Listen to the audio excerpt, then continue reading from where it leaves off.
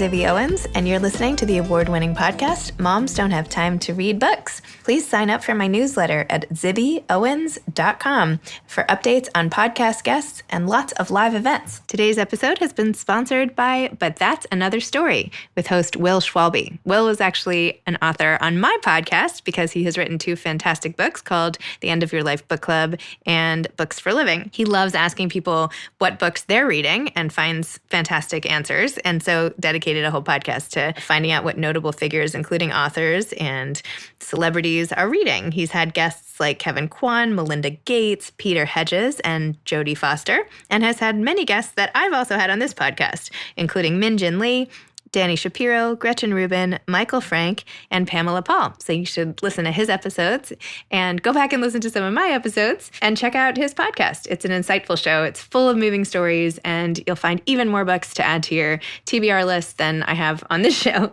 So check out But That's Another Story with Will Schwalbe. I'm here today with Andrea Buchanan, who goes by the nickname Andy, who is a New York Times bestselling author, and we're talking about her book, The Beginning of Everything, The Year I Lost My Mind and Found Myself. She's also the author of 10 other books, including The Daring Book for Girls and Mother Shock. Before becoming a full-time writer, Andy was a concert pianist, and she currently lives in Philadelphia with her family. Welcome, Andy. Thanks for coming on Moms Don't Have Time to Read Books. I'm so glad to be here. Thanks for being here in person, too. This is so great. Yeah, no, my pleasure.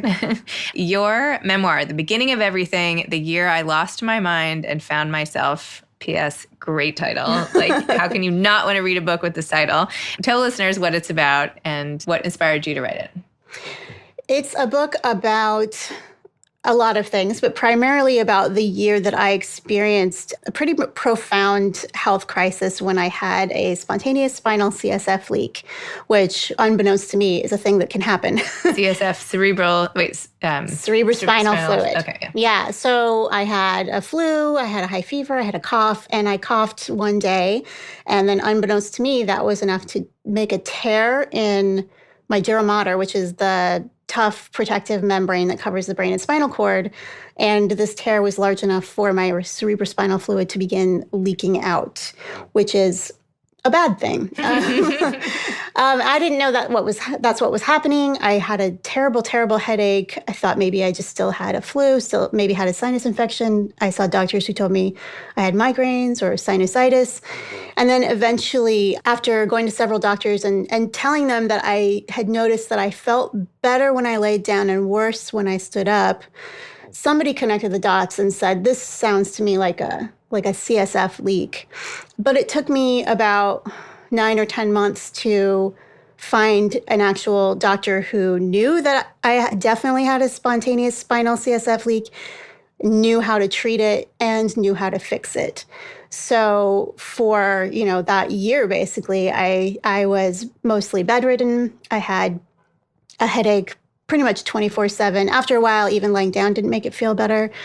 I couldn't read, couldn't write, couldn't watch TV, couldn't remember my kids' birthdays, sometimes their names. I was really, really cognitively compromised. And on top of everything, I was going through a divorce. So it was a big year for me. And at the time, I wasn't really able to think about how any of this felt because my brain I didn't have the capacity for narrative.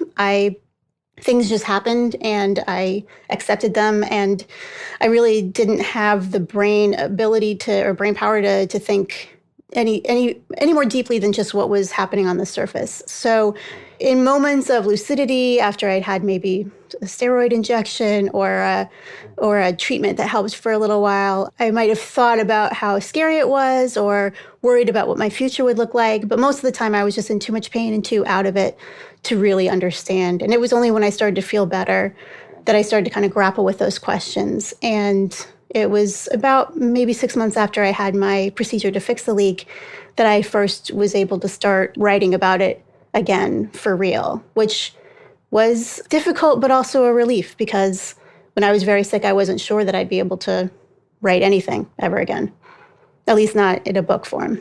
Wow. And you do such a great job in the book of mixing a lot of the science-y explanations. Like, I feel like I learned a lot more about even how the body works. I know, because I'm like not, I haven't taken science in quite some time. So you wove it in as you were going through this odyssey of figuring out what was wrong with yourself. So if you're only there in the moment trying to figure everything out, how did you go back to write about it in such detail? Because it's almost like you were just, a fly on the wall watching this happen to you. Like, how were you able to? I mean, in some ways, that's what I kind of felt like the me that was me. It was this like tiny, tiny speck that was like a fly on the wall watching everything happen.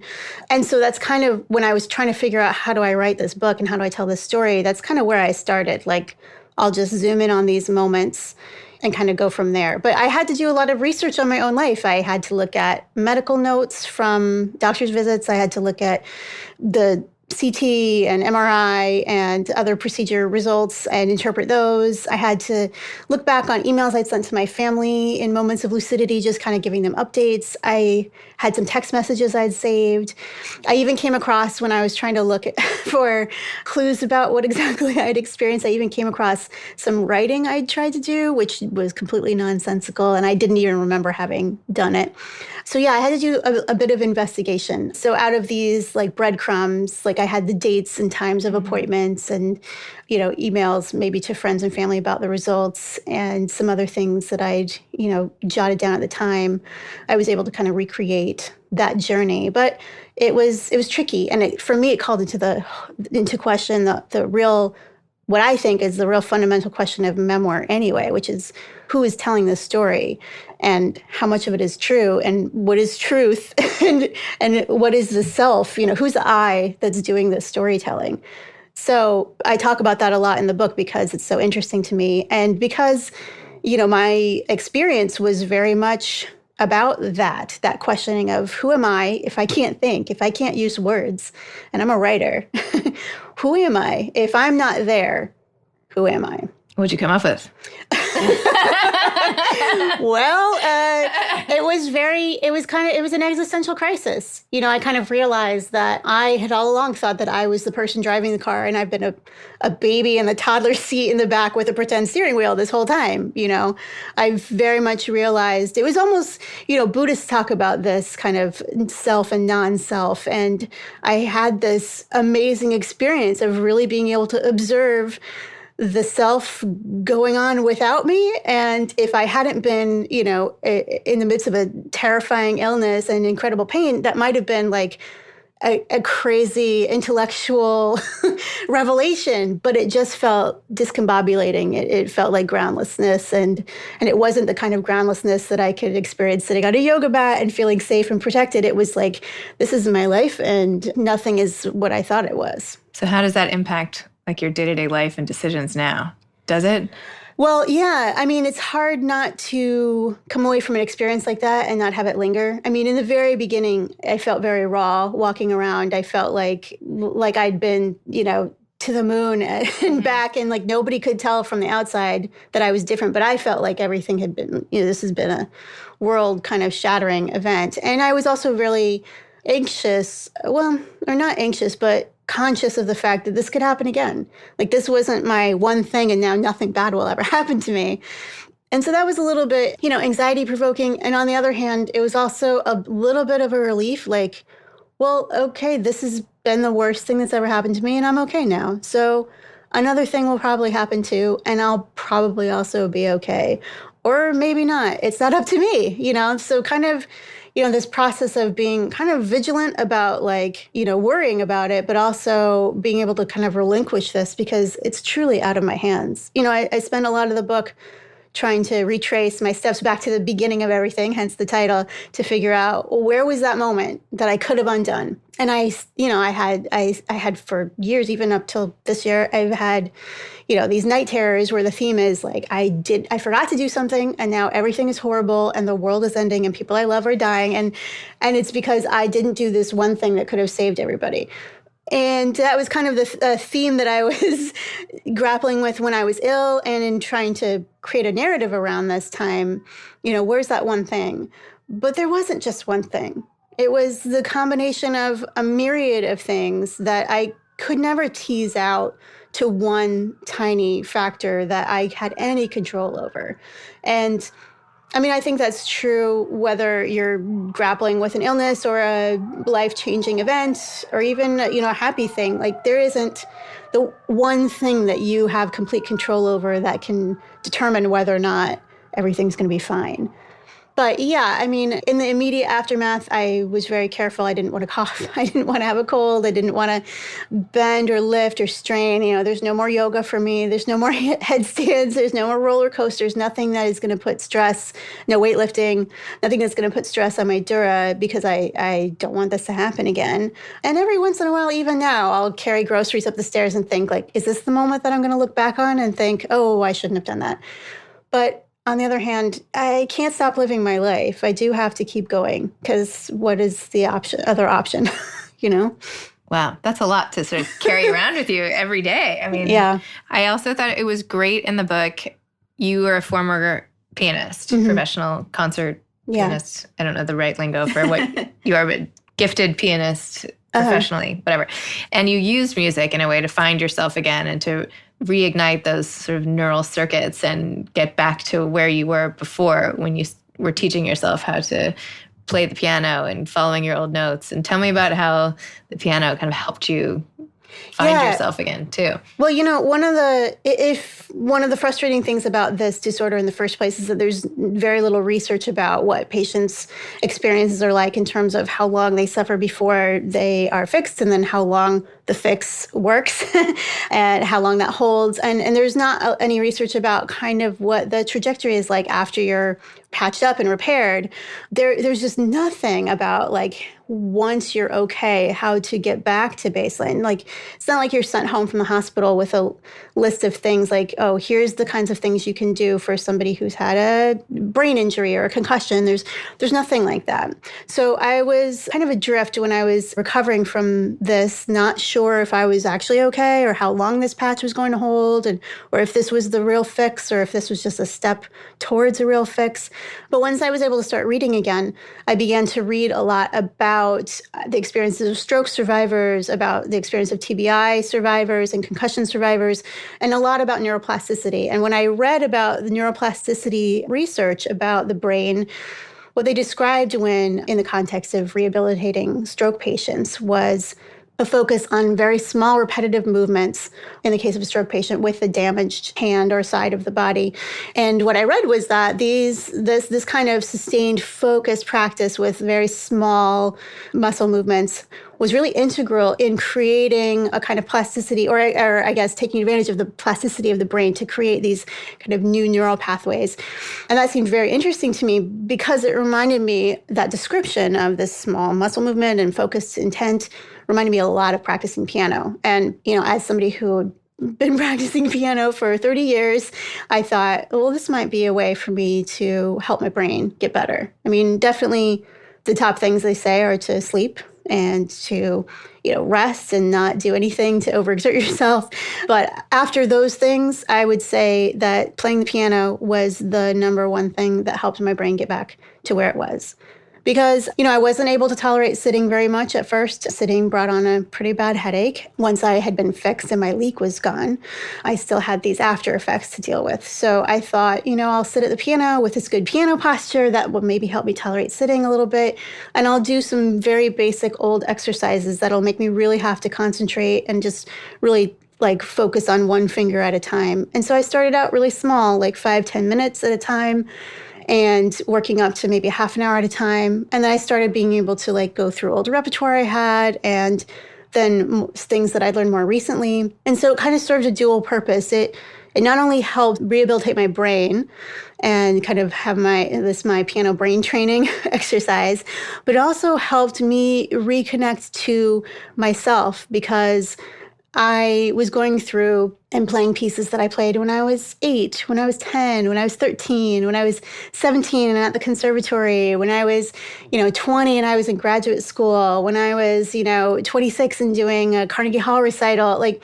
The process of going through that repertoire was not just practical, but also an emotional experience as well, because I had really struggled with a sense of, who am I? As I said, who am I if I am out of commission?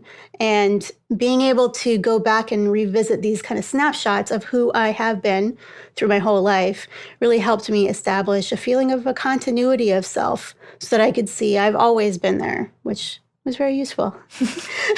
And you mentioned you were going, and it's obviously a lot in the book, but that you were going through a divorce at the same time. Yes. How did that play into everything? And by the way, I felt like your ex-husband, given that you were going through a divorce and having been through a divorce myself, knowing how that can stir up certain feelings and all the rest, how he was really like helping you quite a bit, especially with all the medical stuff. So I don't know if that was a conscious decision, if that was the question mark truth of a memoir or what, but I don't know. Tell me a little more about that relationship. Well, one thing that was really important to me when I was writing this book was that I did not want to tell other people's, obviously I have to tell other people's stories because there's other people in my life and they're not writing this book, I am, but I didn't want to tell other people's stories too much, or I didn't want my version of somebody else's story to become the official story of record. Because I am the only one writing this particular memoir. My ex-husband isn't writing his own that I know of. So it was very important to me to be fair. And it was important to me that whatever I write not contradict anything that perhaps was the story that my children knew about the end of our marriage. But I will say that, that was something that was important to both of us, that we, our primary concern was that the children have a positive experience, that we be as amicable as possible. And so, but of course, even in the best case scenario, it's still really difficult. So I didn't want this to be a book about my terrible divorce or my stressful divorce or my whatever divorce. I wanted that to be a part of the story, but I didn't want to focus everything on it. So I really tried to do my best to be fair in how I told the story. And, luckily he was somebody who was very helpful in connecting me with some medical professionals who were then able to connect me to other professionals who actually knew about what I was dealing with. So for that, I was very grateful. It really reiterates how terrifying the medical field can be if you don't have some sort of an advocate. Oh, right. I mean, yeah. I was so grateful when he would swoop in and sort of help you when you were floundering. But I'm thinking, what if she hadn't been married to a doctor? Right. That's what's so striking about all. And I've spoken to so many patients or former patients suffering with spinal CSF leak. And it is so difficult to be taken seriously, even for the patients who are men, but especially for the patients who are women. It's so difficult to be taken seriously, especially if you're talking about pain as a woman. And that's made even more difficult by the fact that there are so few experts in this disorder. So it's kind of a cliche story at this point that, the people that this happened to spend a lot of time being disbelieved and misdiagnosed and have to become advocates for themselves at a time when their brains are so compromised they can't do anything. And it's symptomatic of a lot of problems with our healthcare system that patients have this burden put on them at a time when they are not in their right mind or their right health. They don't have the energy or the resources or the connections or the luck to be able to do this kind of thing all the time. And it was very frustrating. I spent a lot of time on very confusing phone calls with insurance companies just sobbing. They should have just a sobbing hotline. They should. Insurance recovery hotline. Or a patient advocates hotline where somebody else can take all the information and bring it to the people who are going to, rather than having... They must have something like that. They should. They must. So, we'll have to look for it. I just wanted to read one passage from your book that kind of stuck with me and I thought was beautiful. You said, "I'm not performing yet. I am somewhere in between the chaos and the finish. I am recovering, and so I can start anywhere. I don't need to know where the beginning is. I don't have to determine where it might be. I don't have to choose a precise moment when it all started and when it all went wrong, because in practicing, it doesn't matter. And the more I practice, the more I see that in life, it doesn't matter either. I pick a point and work from there, and that's the work. That's the point. Every day I work a little longer, increase my stamina, nourish my brain, and every day it helps me stop the futile quest for the answers to everything, which of course could never be located in one perfect, precise moment. Every day I continue to start where I am because I'm not performing, not yet. I'm practicing." Wow, that was amazing. It's that's the meaning of life right there. Thank you very much, Andi. So tell me a little about that passage? I mean, I know we spoke already about your quest to find the beginning and how, but... Well, this was this is from a chapter where I'm talking about the importance of my piano brain rehab and the benefits of practice in general. And it's interesting, when I used to teach piano, that was primarily what I was teaching people, whether they were little kids or grown-ups. What I was teaching them was how to practice, because you don't know how to practice. And so in reminding myself how to practice by going back to this old stuff and sitting at the piano and really, really trying to work through this stuff in a really focused way, I was really reminded of the work of practice, which has always felt to me like a metaphor for life. And this was pretty on the nose for me, like this notion of, when you approach a piece of music, you can play it all the way through from beginning to end. But if you're really going to practice it, you should start somewhere in the middle. You should start at a place that's hard for you and work on that first. You should pick a small section and just focus in on that. And then later on, you can extrapolate to like how that matters to the rest of the piece. But in this moment of practice, you're not working on the whole thing. You're just tackling this one small thing. And starting where you are, or starting with what's hard for you, or starting with your least favorite part, or starting with some place that's tricky, like that's where I was when I was, suffering with this condition, when I was writing this book, which was... Yeah, I was going to ask, it sounds like you could apply this whole section to writing. Yeah. So it was a really useful way for me to think about living in my life where I also can't start from the beginning and play it all the way through, and I have to be where I am, and I have to tackle these things that are hard for me and not have answers, and it's only be able to look back later and say, oh, that's how it all fits together. So this was a reminder to myself as much as advice to anybody else, I think. Tell me a little more about writing the actual book. Like, how long did it take for you to write this book? Where did you sit and write it? Do you like to write at night or in the morning, or just like... This was my 11th book, 11th book. And it was almost like it was my first book. It was the hardest book I've written, for sure. Normally, I'm a very fast writer. I don't usually have to do many drafts. But that was not the case with this book. It was not easy. It was not fun.